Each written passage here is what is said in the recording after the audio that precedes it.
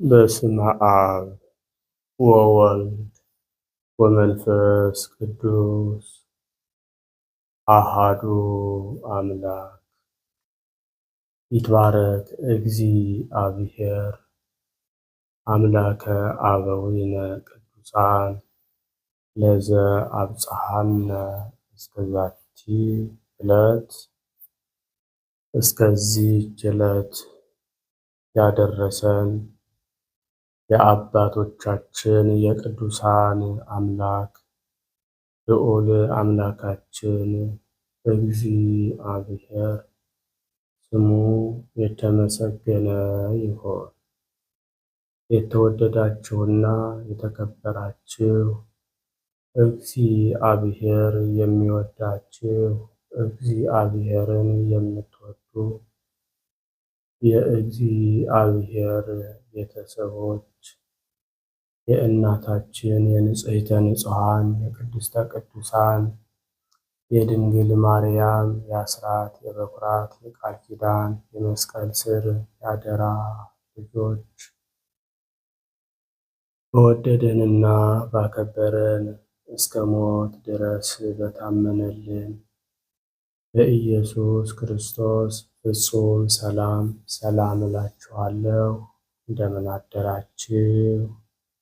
እንደምን አረፈዳችሁ? እንደምን እስከ ሰዓት ቆያችሁ? አሜን። ሳይገባን እንዲገባን አድርጎ በቸርነቱና በምሕረቱ ጠብቆ ለዚህች ዕለትና ለዚህች ሰዓት ያደረሰን ቸሩ አምላካችን ቅዱስ እግዚአብሔር ስሙ በድጋሜ የተመሰገነ ይሁን። አምላክን በድንግልና ጸንሳ በድንግልና የወለደችልን እመ አምላክ ወላዲተ አምላክ ድንግል ማርያም ለስም አጠራሯ ክብር ምስጋና ይድረሳል። ቅዱሳን መላእክት፣ ነቢያት፣ ሐዋርያት፣ ጻድቃን፣ ሰማዕታት፣ ደናግል፣ መነኮሳት እንደየክብራቸውና እንደየማዕረጋቸው ክብር ምስጋና ይድረሳቸው።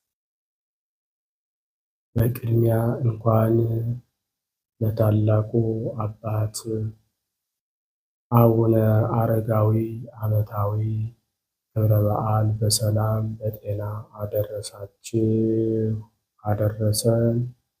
የጻድቁ የአባታችን የአቡነ አረጋዊ ረድኤት በረከት በሁላችን ላይ ይደርብን። እንዲሁም በዛሬው ዕለት ታስበውና ተከብረው ለሚውሉ ቅዱሳን እንኳን አደረሳችሁ፣ እንኳንም አብሮ አደረሰን። የቅዱሳን ረድኤት በረከታቸው በሁላችን ላይ ይደርብን። እንደ እግዚአብሔር መልካምና ቅዱስ ፈቃድ የዕለቱን ስንክሳር አሰማችኋለሁ። በስመ አብ ወወልድ ወመንፈስ ቅዱስ አሃዱ አምላክ አመ ዐሥሩ ወረብዑ ለጥቅምት በዛቲ ዕለት አዕረፈ ሐዋርያ ቅዱስ ፊልጶስ አሃዱ ዘእምሰባ ወክልኤቱ አርድእት።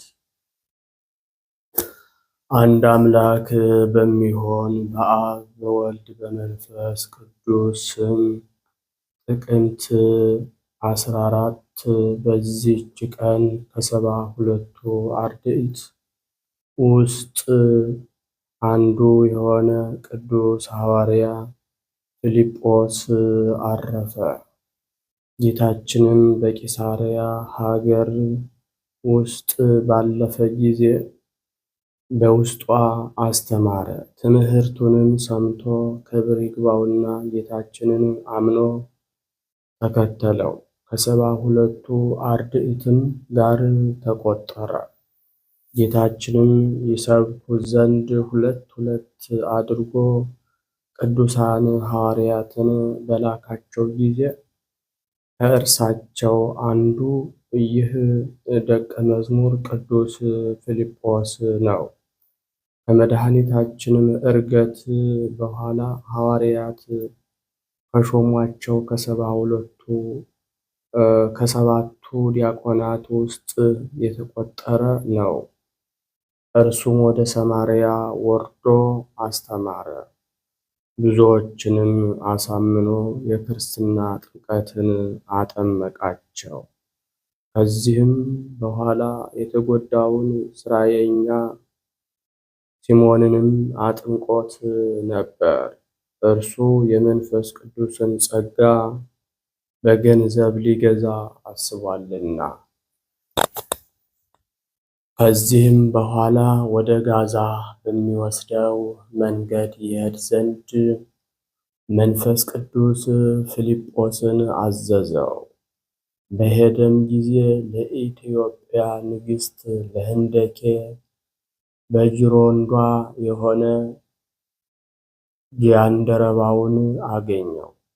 እርሱም እንደ በግ ሊታረድ መጣ የሚለውን የነቢይ ኢሳይያስን መጽሐፍ ያነብ ነበር። ፊልጶስም ጃንደረባውን የምታነበውን ታስተውለዋለህን? አለው። ጃንደረባውም ያስተማረኝ ሳይኖር እንዴት አውቃለሁ? አለ። ፊልጶስም ስለ ጌታችን ስለ መከራው ለዓለሙ ሁሉ ድኅነት ስለሆነው ሞቱ እንደተነገረ ተረጎመለት። ጃንደረባውም ጌታችን ኢየሱስ ክርስቶስ የሕያው እግዚአብሔር ልጅ እንደሆነ አመነ። ያን ጊዜም በፊልጶስ እጅ ከወንዝ ውሃ ውስጥ ተጠመቀ። ከውሃውም በወጣ ጊዜ መንፈስ ቅዱስ ፊልጶስን ነጥቆ ወሰደው። ጃንደረባውም ሁለተኛ አላየውም። ፊልጶስም ወደ አዛጦን ከተማ ደረሰ። እያስተማረም እስከ ቂሳርያ ሄደ። በከተማዎች ሁሉ በመዞር ወንጌልን ሰበከ። ከአይሁድና ከሳምራውያንም ብዙዎችን ክብር ይግባውና ጌታችን ኢየሱስ ክርስቶስን ወደ ማመን መልሶ የክርስትና ጥምቀትን አጠመቃቸው። ለሐዋርያ ፊልጶስም ከእርሱ ጋር ወንጌልን የሚሰብኩ 4 ሴቶች ልጆች ነበሩት። አገልግሎቱንም ፈጽሞ በሰላም አረፈ። ለእግዚአብሔር ምስጋና ይሁን። እኛንም ሁላችንንም ኦርቶዶክሳውያንን በቅዱስ ሐዋርያ ጸሎት እግዚአብሔር ይማረን፣ በረከቱም በሁላችን ላይ ይደርብን ለዘላለሙ አሜን። ሰላም ለከ ፊልጶስ ሐዋርያ ምሰባ ፍልስጥኤም ወቂሳርያ ምስለ አዋልዲከ 40 እለይትነበያ አርውየኒ እምትምህርትከ በከመ ትካት ረወያ ሀገረ ሳምር ወአዲ እስያ። በዚችም ቀን ከሮሜ ሀገር የሆነ የከበረ የእግዚአብሔር ሰው ሙሴ አረፈ። የዚህም ቅዱስ የአባቱ ስም አውፍሚያኖስ የእናቱ ስም አግሊያስ ነው። እነርሱም እግዚአብሔርን የሚፈሩ እጅግም ባለጸጎች ናቸው። አብዝተውም ይመጸውታሉ፣ ሁልጊዜም ይጸልያሉ፣ እስከ 9 ሰዓትም ይጾማሉ። ድሆችንና ችግረኞችንም ሳይይዙ አይበሉም ነበር። ነገር ግን ልጆች የሏቸውም ነበር። የእግዚአብሔርን ፈቃድ የሚያደርግ የተባረከ ልጅን ይሰጣቸው ዘንድ እግዚአብሔርን ይለምኑት ነበር። ጌታችንም ልመናቸውን ተቀብሎ ይህን መልኩ እጅግ ያማረና የተወደደ ልመናቸውን ተቀብሎ ይህን መልኩ እጅግ ያማረና የተወደደ የከበረና የተባረከ ልጅን ሰጣቸው።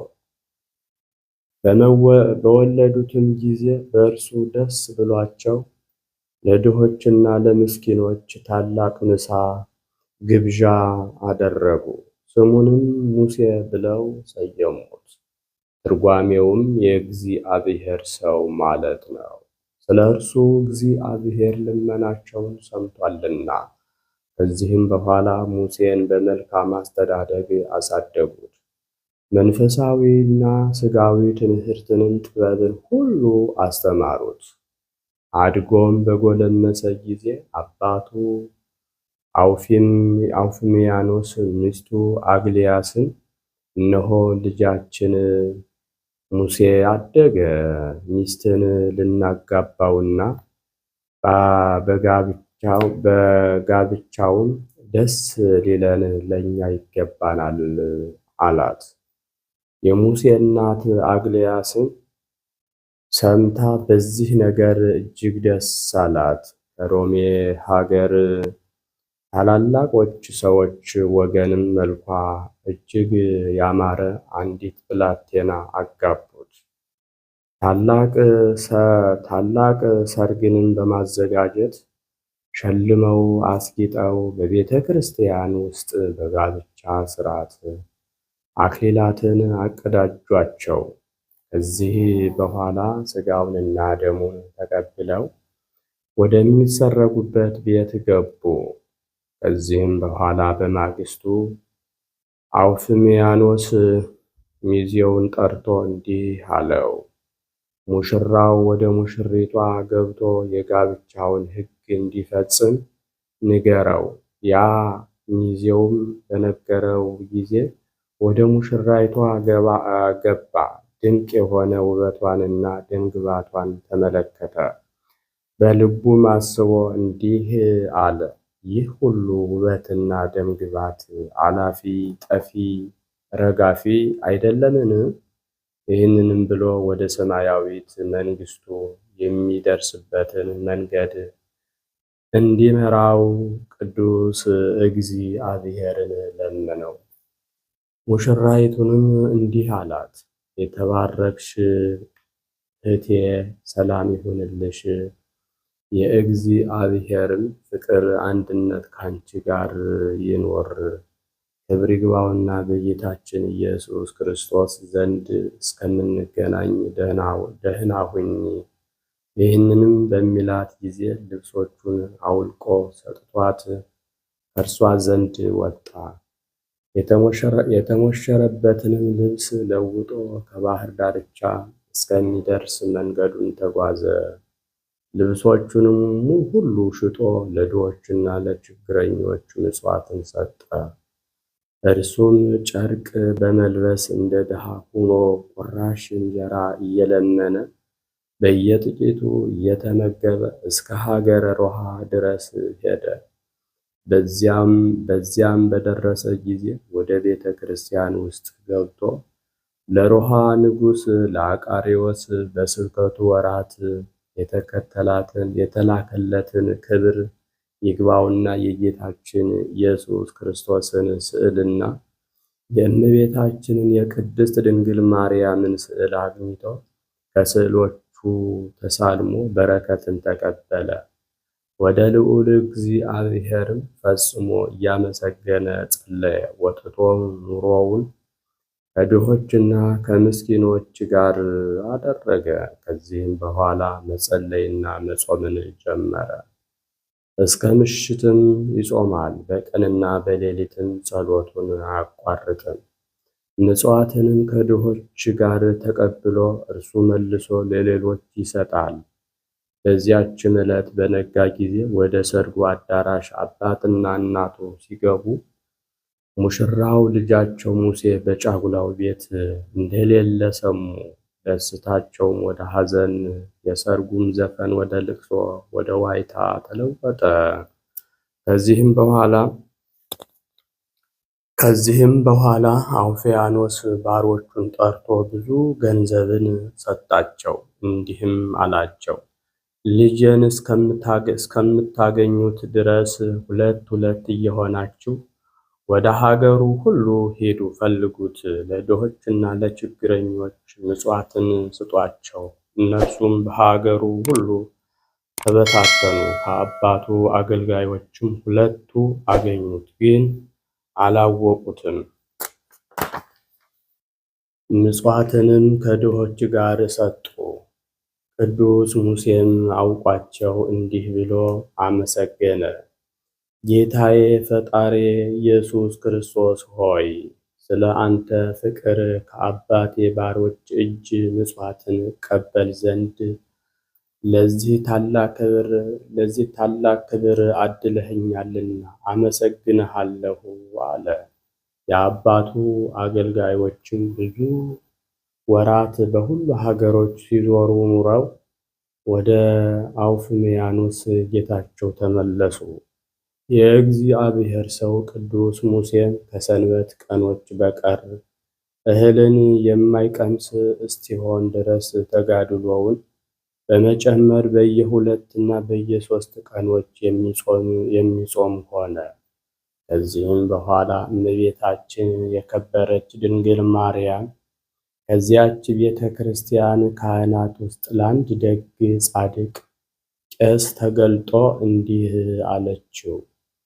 በጠዋት ወደ ቤተ ክርስቲያን ውጭ ውጣ፣ ከምሰሶ አጠገብ ብቻውን ቆሞ የሚጸልይ ሰው ታገኛለህ። የእግዚአብሔር ሰው ሆይ ወደ ቤተ ክርስቲያን ግባ በለው።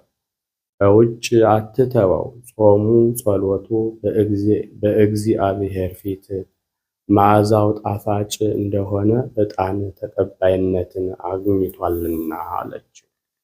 ሲነጋም ያ ቄስ ወደ ቅዱስ ሙሴ ሄዶ የእግዚአብሔር ሰው ሆይ ወደ ቤተ ክርስቲያን ግባ አለው። ሙሴም አባቴ ሆይ በከበረ ቦታ ላይ መቆም የማይገባኝ ኃጢአተኛ ነኝና ተወኝ አለው። ቄሱም ወደ ቤተ መቅደስ አስገባህ ዘንድ ከቅድስት ድንግል እመቤታችን ማርያም ወደ አንተ ተልኬአለሁ ብሎ መለሰለት። ወደ ቤተ መቅደስም ያስገባው ዘንድ እንዳዘዘው ነገረው። ከዚህም በኋላ አስገባው። ከዚህም በኋላ የእግዚአብሔር ሰው ሙሴ ወደ ሀገረ ጠርሴስ ይሄድ ዘንድ አስቦ እርሷም የሐዋርያው ጳውሎስ ሀገር ናት። እንዲህም አለ፣ እስከ ዕለተ ሞቴ በውስጧ እኖራለሁ። ስጋው ምንም በሮሜ ሀገር የሚኖር ቢሆንም የትውልድ ሀገሩ ናትና በረከትን እቀበላለሁ ብሎ ነው። በሌሊትም ወጥቶ ወደ ባህር ዳርቻ ሄደ። ወደ ጠርሴስም ይሄድ ዘንድ በመርከብ ተጫነ። በባህር መካከልም ታላቅ ነፋስ ተነሳባቸው። ባህሩም ከነፋሱ ኃይል የተነሳ ታወከ። ወደ የትም እንደሚሄድ አያውቁም ነበር፣ ቀኑ ጨልሞባቸዋልና። ስለ ነፍሳቸውም ድህነት ወደ እግዚአብሔር ለመኑ። በዚያንም ጊዜ ባህሩ ጸጥ ብሎ ታላቅ ደስታ ሆነ፣ ብርሃንም ታየ። ወደ ሮሜ ሀገር ወደብም እንደደረሱ አወቁ። ቅዱስ ሙሴም ተነስቶ በመርከብ ውስጥ ያሉትን በሰላምታ ተሰናብቷቸው ጉዞውን ጀመረ። በልቡም እንዲህ አለ፣ ይህ ሁሉ በእግዚአብሔር ፈቃድ ሆነ። እንግዲህ እስከ ዕለተ ሞቴ ራሴን ለማንም እንዳልገልጥ ሕያው ጌታዬ ኢየሱስ ክርስቶስን የሚያውቀኝ የለምና በአባቴ ደጅ እኖራለሁ። ይህንንም ብሎ ወደ አባቱ ቤት ተጓዘ። በመንገድም ላይ አባቱን ተገናኘው፣ ብዙ ሰውም ተከትሎት ነበር። የእግዚአብሔር ሰው ሙሴም ቀረብ ብሎ አባቱ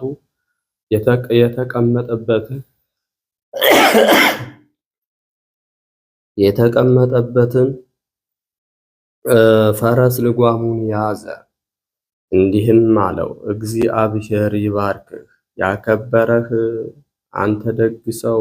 እግዚአብሔርም ኃጢአትህን ይቅር ይበልህ፣ የልብህንም ልመና ይስጥህ። እኔም መጻተኛ ድሃ ሰው እንደሆንኩ እወቅ። ለመጻተኛነቴና ለችግረኛነቴ የምትራራ ሆነህ ከማዕድህ ፍርፋሪ ልትመግበኝ ከወደድህ መኖሪያዬን በቤትህ አንጻር በደጃፍህ አድርግልኝ፣ ዋጋህንም የሚሰጥህ እግዚአብሔር ነውና። በዚያንም ጊዜ አውፍሚያኖስ የልጁ የሙሴን ስደት አስታውሶ በተቃጠለ ልብ አለቀሰ። መኖሪያውንም በቤቱ ደጅ እንዲሰሩለት አዘዘለት። ሁለተኛም ከአገልጋዮቹ አንዱን በሚያሻው ነገር ሁሉ እንዲያገለግለው አዘዘ። የእግዚአብሔር ሰው ሙሴም ያን የሚያገለግለውን ወንድሜ ሆይ ከሰንበት ቀኖች በቀር መብልና መጠጥ እንዳታመጣልኝ እለምንሃለሁ። ይኸውም ከቁርባን በኋላ ግማሽ እንጀራና የጽዋ ውሃ ብቻ ነው አለው። በጾምና በጸሎትም እየተጋደለ በዚያ በአባቱ ደጅ በ12 ዓመት ኖረ። ሰውን የሚወድ ቸር ጌታችን ኢየሱስ ክርስቶስ ከዚህ ዓለም ድካም ሊያሳርፈው ወዶ ተገለጠለት። እንዲህም አለው፣ የመረጥኩህ አንተ ብፁዕ ነህ። አንተ ፈቃዴን ፈጽመሃልና በዚህ ዓለም ከደስታ ሐዘንን፣ ከብልጽግና ድህነትን መርጠሃልና እኔም የማይጠፋ ብልጽግናን ሰጥሃለሁ። ዳግመኛም ስምህን ለሚጠራ መታሰቢያህንም ለሚያደርግ የተራበውን ለሚያጠግብ የተጠማውን ለሚያጠጣ የተራቆተውንም ለሚያለብስ ገድልህንም ለሚጽፍ ወይም ለሚያጽፍ ስለ ስምህ በጎ ሥራ ሁሉ ለሚሠራ ቃል ኪዳንን ሰጠው። በሰማያዊት መንግሥትም በጎ ዋጋን እሰጥሃለሁ። ተጠራጣሪ ካልሆነ በዚህ ዓለምም እጠብቀዋለሁ። ከበጎ ነገር ሁሉ ምንም አላሳጣውም።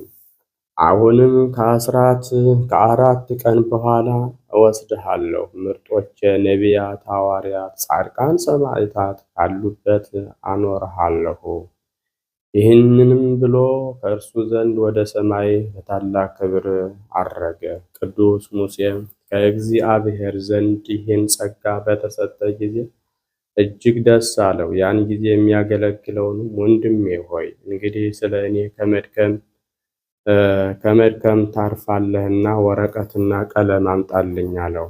ያ አገልጋይም ከአነጋገሩ የተነሳ አድንቆ ወረቀቱንና ቀለሙን አመጣለት። የከበረ የእግዚአብሔር ሰው ሙሴም ከመጀመሪያው እስከ መጨረሻው ገድሉን ሁሉ ጻፈ። በአራተኛውም ቀን ያችን የጻፋትን መጽሐፍ በእጁ ጨበጣት። በእሁድ ቀንም በሰላም አረፈ። መላእክት፣ ነቢያት፣ ሐዋርያት፣ ጻድቃን፣ ሰማዕታት ለሚያገለግሉት የዘላለም ተድላ ደስታ ለሚሰጥ ለነበረና ለሚኖር ለፈጣሪያችን ምስጋና ይሁን እያለ ነፍሱን ተቀበላት። ሕዝቡም ሁሉ በቅዳሴ ጊዜ በቤተ ክርስቲያኑ ውስጥ ተሰብስበው እያሉ ከመሠዊያው በላይ የጌታቸውን ሕጎቹንና ሥርዓቶቹን የሚያደርጉ ደጎች አገልጋዮች ባሮች የተመሰገኑ ናቸው፣ እነርሱ ወደ ዘላለም ተድላ ደስታ ይገባሉና የሚል ቃልን ሲጮህ ሰሙ። ሊቀ ጳጳሳቱና ኤጲስቆጶሳቱ፣ ቀሳውስቱና ዲያቆናቱ፣ ሕዝቡም ሁሉ በሰሙ ጊዜ በላያቸው ታላቅ ፍርሃት ወደቀባቸው። የቅዳሴውም ሥርዓት ከተፈጸመ በኋላ ይህን ምስጢር ይገልጽላቸው ዘንድ ወደ እግዚአብሔር ኢየሱስ ክርስቶስ በመጸለይ ማለዱ። በዚያንም ጊዜ የእግዚአብሔርን ሰው በአውፍምያኖስ ቤት ፈለጉት። እነሆ እርሱ ነፍሱን በእግዚአብሔር እጅ ሰጥቷልና የሚል ቃልን ሰሙ። ሊቀ ጳጳሳቱም ይህን ነገር ሰምቶ አውፍምያኖስን አጠራውና ይህ ታላቅ ጸጋ በቤትህ ውስጥ ሲኖር በሕይወቱ ሳለ እንድንጎበኘው በረከቱንም እንድንቀበል ለምን አልነገርከንም? አለው። አውፍምያኖስም እንዲህ ብሎ መለሰ። ክቡር አባት ሆይ ቅድስና ይመስክር ይህን የሚመስል በቤቴ ውስጥ እንዳለ አላወቅኩም። በዚያንም ጊዜ ሊቀ ጳጳሳቱ ከሁሉ ካህናትና ሕዝብ ጋር ተነስቶ ወደ አውፍምያኖስ ቤት ሄደ። የከበረ የእግዚአብሔር ሰው ሙሴንም ባረፈበት ቦታ አገኙት። ክርታሱም በእጁ ውስጥ ነው። ሊቀ ጳጳሳቱም ያችን ክርታስ አንስቶ የእግዚአብሔር ሰው ሙሴ የአውፍምያኖስ ልጅ እናቱም አግልያስ እስከሚለው ስሙ እስኪደርስ በሕዝቡ ሁሉ ፊት አነበባት። እናትና አባቱን በሰሙ ጊዜ ደነገጡ፣ መራር ልቅሶንም አለቀሱ፣ ቤተሰቦቻቸውን ሁሉ። ከዚህም በኋላ ሊቀ ጳጳሳቱ አጽናንቶ ጸጥ አደረጋቸው። በዚያንም ጊዜ ሊቀ ጳጳሳቱ የሐር ልብስ አስመጥቶ በክብር ገነዘው ወደ ቤተ ክርስቲያንም ወስደው ከሥጋው እስከሚባረኩ በቤተ መቅደስ አኖሩት፣ ካህናቱና ሕዝቡ ሁሉ። ከዚህም በኋላ ብዙ በሽተኞች፣ ዕውሮች፣ አንካሶች፣ ደንቆሮዎች፣ ዲዳዎች መጥተው ከቅዱስ ሥጋው በተሳለሙ ጊዜ ሁሉም ከደዌያቸው ዳኑ። በዚያችም ቀን ታላቅ ደስታ ሆነ።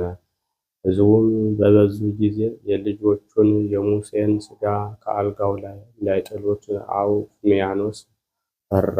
ብዙ ገንዘብም አምጥተው ይበትኑ ዘንድ አገልጋዮቹን አዘዛቸው። ሥጋውን ትተው ወደ ተበተነው ገንዘብ ይሄዳሉ ብሎ አስቦ ነበር። ግን ከቶ አንድ እንኳ ወደ ገንዘብ የሄደ የለም። ከዚህም በኋላ ሥጋውን በታላቋ በሐዋርያት ጴጥሮስና በቅዱስ ጳውሎስ ቤተ ክርስቲያን አኖሩ። ከሥጋውም ብዙ ድንቆች ተአምራት ተደረጉ። ዕውሮች አይተዋልና፣ አንካሳንም ቀንተው ይሄዳሉና፣ ደንቆሮችም ይሰማሉና፣ ለምጻሞችም ይነጻሉና፣ አጋንንትም ያደሩባቸውም ሁሉ ይወጡላቸዋልና፣ ሁሉም ካለባቸው ይድናሉና። ለእግዚአብሔርም ምስጋና ይሁን።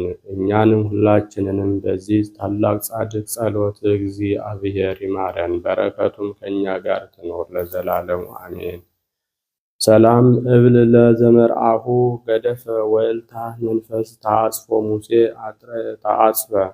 ሙሴ አጥረየ ንጽሐ ድንግልና ክትሩፈ ሀበ አምደ ወርቅ ዘላዕሉ ስሙ ተጽፈ በኢየሩሳሌም ይድር ረኪቦ ምዕራፈ። በዚችም ቀን ዳግመኛ የቁስጥንጥንያ ንጉሥ የቴዎዶስዮስ ልጅ የቅዱስ ገብረ ክርስቶስ የዕረፍቱ መታሰቢያ ነው። ይህም ቴዎዶስዮስ እግዚአብሔርን የሚፈራ ነው። ሚስቱም በጎ የምትሰራ እግዚአብሔርንም የምትፈራ ናት። ስሟም መርኬዛ ነው። እነርሱም ልጅ ስለሌላቸው ያዝኑ ነበር። ወደ ኢየሩሳሌምም ሄደው ስዕለትን ተሳሉ። ቸር መሐሪ ወደሆነ እግዚአብሔርም ለመኑ። እርሱም ልመናቸውን ተቀብሎ ይህን ያማረ ልጅ ሰጣቸው። ስሙንም አብደል መሲህ ብለው ሰየሙት። ትርጓሜውም ገብረ ክርስቶስ ማለት ነው። የቤተ ክርስቲያንን ትምህርት ሁሉ የሥጋዊንም የትምህርት አስተማሩት። አድጎ በጎለመሰ ጊዜ የሮሜውን ንጉሥ ልጅ አጭተው እንደ ሥርዓቱ አጋቡት። ከሌሊቱ እኩሌታም በሆነ ጊዜ ሙሽራው ገብረ ክርስቶስ ተነስቶ ወደ ሙሽራይቱ ገባ። እጇንም ይዞ ከእርሷ ጋር ቃል ኪዳን አደረገ። ከዚያም የሃይማኖት ጸሎት በአንድ አምላክ እናምናለን የሚለውን እስከ መጨረሻ ጸለየ። የተሞሸረበትንም ልብስ ከላዩ አውልቆ ግምጃ ልብስን ለበሰ። ወደ ሙሽሪቷ ሂዶ ራሷን ሳማት፣ እንዲህም እያለ ተሰናበታት። እግዚአብሔር ከአንቺ ጋር ይኑር፣ ከሰይጣን ሥራ ሁሉ ያድንሽ። እርሷም አልቅሳ ጌታዬ ወዴት ትሄዳለህ? ለማንስ ትተወኛለህ? አለችው። እርሱም በእግዚአብሔር ዘንድ ተውሻለሁ፣ እኔም ጌታዬ ኢየሱስ ክርስቶስን ልከተለው እሄዳለሁ። የአባቴ መንግሥት አላፊና ጠፊ ነውና አንቺም መሐላሽን አስቢ አላት።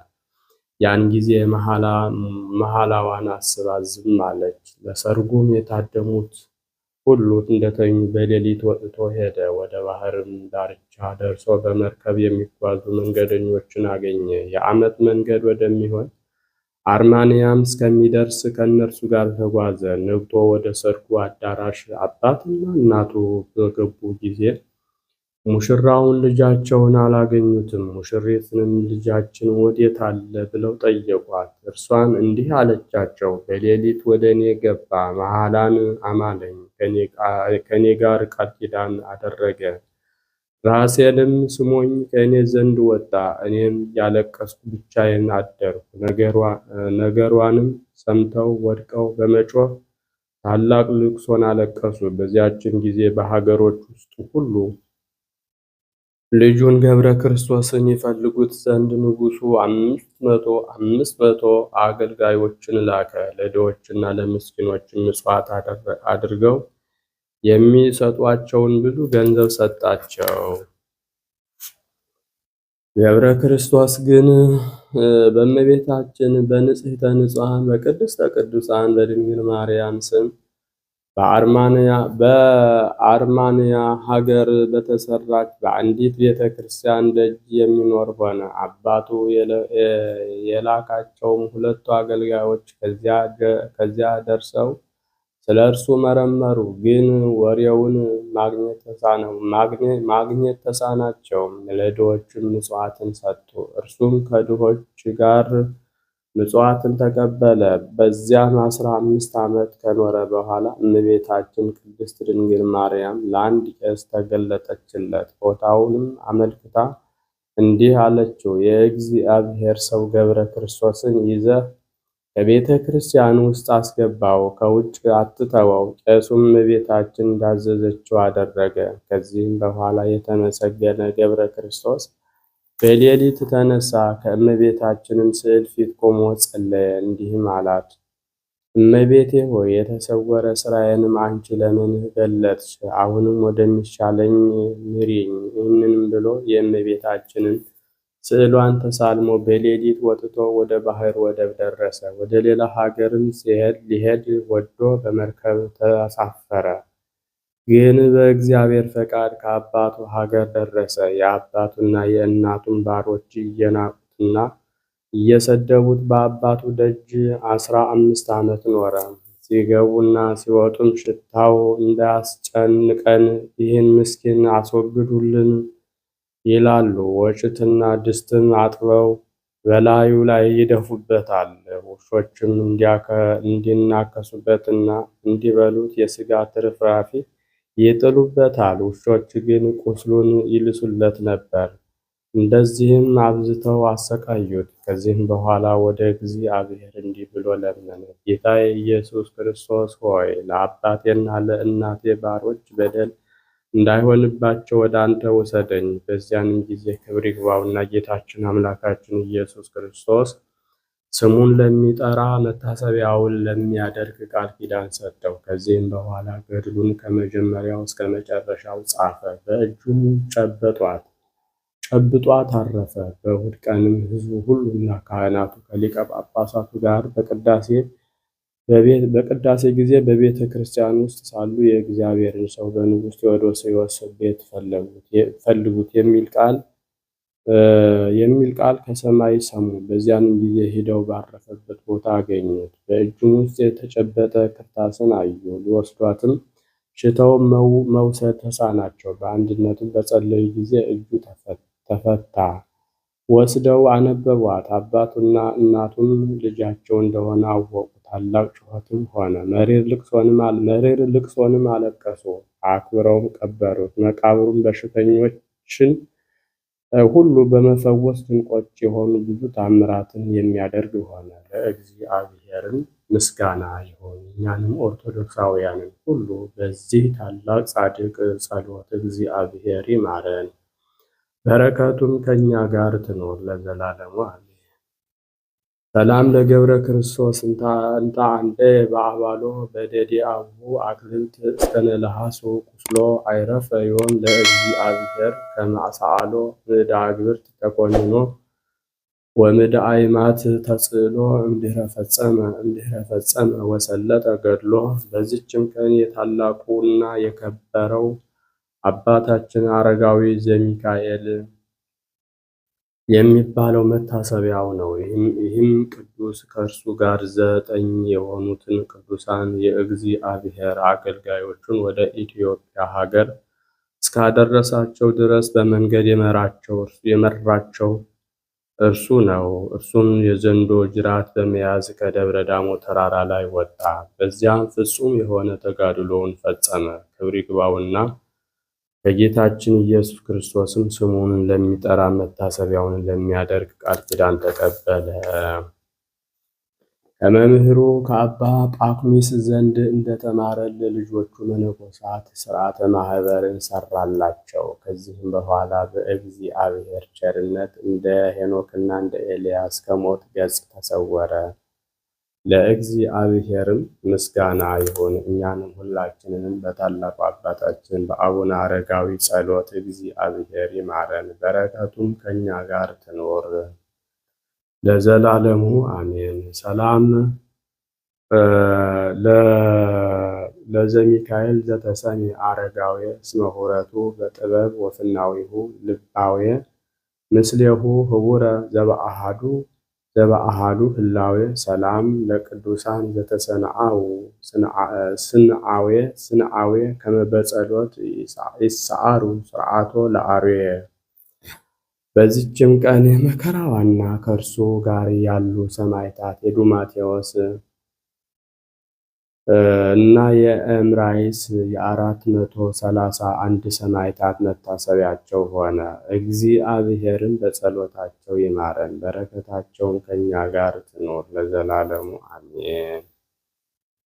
በስመ አብ ወወልድ ወመንፈስ ቅዱስ አሃዱ አምላክ አመ ዐሥሩ ወሐሙሱ ለጥቅምት በዛቲ ዕለት ኮነ ሰማዕተ ቅዱስ ቢላሞን ዘመሃገረ ኒቆምድያ። ወበዛቲ ዕለት ኮነ ተስካሮሙ ለንእቶ 58 ሰማዕታት ማኅበረ ቢላሞን ወተስካረ ዕረፍቶሙ ለሰላትዮን ወአጥራኪስ ወኢናፍር ወአድራኒቆስ ወአርሞዲስ ወአርሞክስ ወአድማንያ ወአርሚስ ወቅድስት ጾመታ ወኢሳይያስ አብ ወሲላስ ረድ ጳውሎስ ወተስካሮሙ ለሐዋርያት። ወበዛቲ ዘአቅረብኩ ማሕሌተ አዘኪሬ አእላፈ እምዕለተ ጸምዱከ ዘልፈ ለእለ አነብብ ተወከፍ ዘንዴትየ መጽሐፈ እንተ ረሰይከ እግዚኦ ጸሪቀ መበለት ውኩፈ እምእለ አብኡ ብኡላን ዘተርፈ ነቢያት ቅዱሳን ወሐዋርያት ሰባክያን ሰማዕት ወጻድቃን ወመላእክት ትጉሃን ደናግል አዲ ወመነኮሳት ሄራን ባርኩ ባርኮ ጉባኤ ዛቲ መካን እስከ አረጋዊ ሊቅ ወንዑስ ሕፃን ለዘጸሐፎ በክርታስ ወለዛ ጸሐፎን ዘይደርስ ለዘ አንበቦ ለዘተርጎሙ በልሳን አዲስ ወለዘሰምዐ ቃሎ በእዝነ መንፈስ በጸሎተ እሙ ማርያም ማራኪተ ኩሉ እምባይ ስውረይ መሐረነ ኢየሱስ ክርስቶስ። የሰማነውን በእዝነ ልቡናችን ያሳድርብን። አምላካችን የቅዱሳን በረከታቸው ይደርብን፣ ቃል ኪዳናቸው አይለየን። በሰላም ያሳደረ አምላክ በሰላም ያውለን። ሀገራችንን ሰላም ያደርግልን፣ ሕዝባችንን ሁሉ ከመከራ ይሰውርልን። ለዓለም ሁሉ የበቃውን ምሕረቱን ቸርነቱን ይዘዝልን። የሁላችንን ፍጻሜ እንዲያሳምርልን፣ የታመሙትን እንዲፈውስልን፣ የታሰሩትን እንዲያስፈታልን፣ ያዘኑትን የተጨነቁትን እንዲያረጋጋልን። አቡነ ዘበሰማያት እንበል ይትቀደስ ስምከ ትምጻእ መንግሥትከ ወይኩን ፈቃድከ ሲሳየነ ዘለለ ዕለትነ ሀበነ ዮም ንህድግ በዘአበሰ ለነ ኢታብአ ወዚአከ ይእቲ መንግሥት ኃይለ ስብሐት ለዓለመ ዓለም በሰላም ድንግል በህሊናኪ ወድንግል በሥጋኪ እመ እግዚአ ኢየሱስ ክርስቶስ ከመ ይስረይ ለነ ኃጣውኢነ ሁኑ ፍቱሐነ ወንጹሐነ ይረስየኒ ይረስክሙ ድሉዋነ ለመንግሥተ ሰማያት እግዚኦ መሐረነ ክርስቶስ እንበል 12 ጊዜ።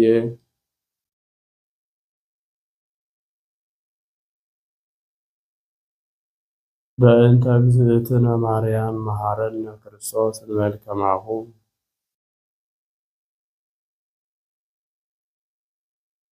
ኦ እግዚእ ኢየሱስ ክርስቶስ ሰራይ ኃጢአቴ ወኃጢአተ ኩሉ ሕዝብ ባህልዮ በነቢብ በገቢር የሰራነውን ኃጢአት ይቅር ይበለን። ማእሰረ ኃጢአት እግዚአብሔር ይፍታ። እግዚአብሔር ይባርክ። እግዚአብሔር ይጠብቃችሁ። በሰላም ዋሉ። መልካም ቀን